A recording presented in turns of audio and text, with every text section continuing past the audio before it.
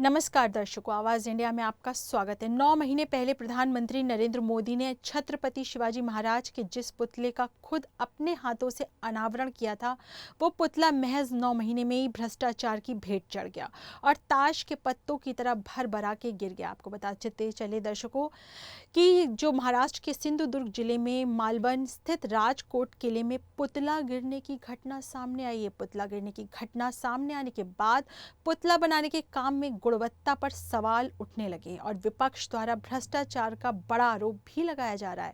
अत्यंत गंभीर आहे। महाराजांचा पुतळा बसवताना या सरकारने काळजी घेतली नाही।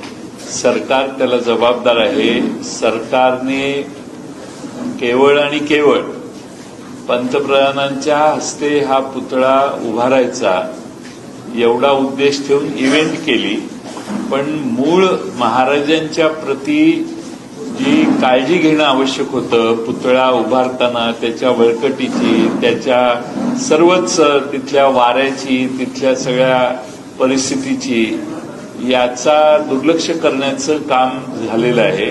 मी नेहमी म्हणतो की हे सरकार इव्हेंट सरकार आहे, यांना कामाच्या दर्जाविषयी देणं घेणं नाही। वीडियो जर्नलिस्ट शिवाजी काले के साथ अंजनी कुमार मिश्रा की रिपोर्ट।